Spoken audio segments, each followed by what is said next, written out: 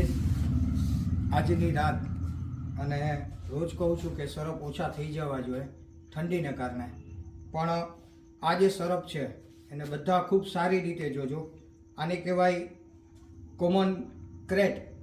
Crate એટલે કે કાળોતરો. આખો કાળા કલરનો હોય અને સરખી રીતના બધાને દેખાડો.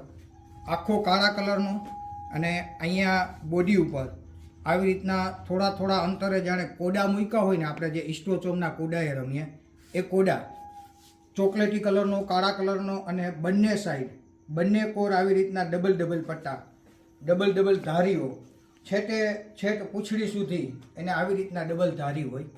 આને કહેવાય કાળોતરો, કોમન ક્રેટ.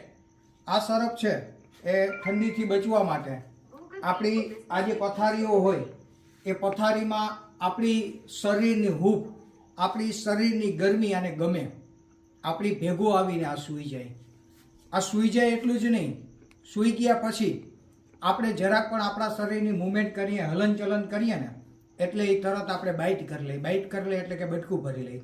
અને બટકું ભરી લીધા પછી આ સરપના દાંત એટલા ઝીણા હોય કે આપણે ખબર ન પડે કે આપણે કંઈક ઝેરી જનાવર કંઈક આપણે કર્યું. આપણે એમ થાય મચ્છર કર્યો એટલે આપણે જરાક ખંજવારી અને મૂકી દઈએ.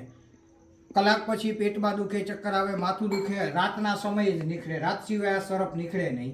રાતના સમયે નીકળે એટલે આપણે એમ થાય કે ખાવા પીવામાં ગોટો હશે, પેટમાં ગેસ થઈ ગયો હશે, ઉલટી થાય તો એમ થાય કે ખાવામાં કંઈક ટાઢું ખવાઈ ગયું હશે, દવાખાને ક્યાંય જાય નહીં.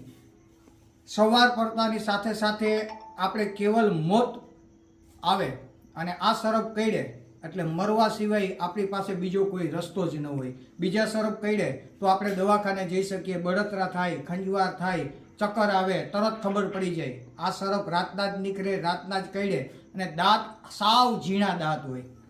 ખબર જ ન પડે કે કોઈ સરપે બટકું ભર્યું, ખંજવારીને મૂકી દીધું, આપણી સવાર જ ના પડે. પથારીમાં ઘરના પણ બધા વિચાર કરે કે આ શું થઈ ગયું, ખબર ન પડી શું થઈ ગયું. કોમન આપણે કહી દઈએ કે હાર્ટ એટેક કદાચ આવ્યું હશે, પણ સરખી રીતના જોજો. આને કહેવાય કાળોતરો, કોમન ક્રેટ. આખો કાળા કલરનો હોય, બે સાઈડ આવી રીતના ડબલ ડબલ પટ્ટા હોય. ખૂબ આનાથી બધાએ સાવચેત રહેવું. ભગવાન દ્વારકાધીશ હર હંમેશ સૌની રક્ષા કરે અને ક્યારેય કોઈને કંઈ થવા ના દે.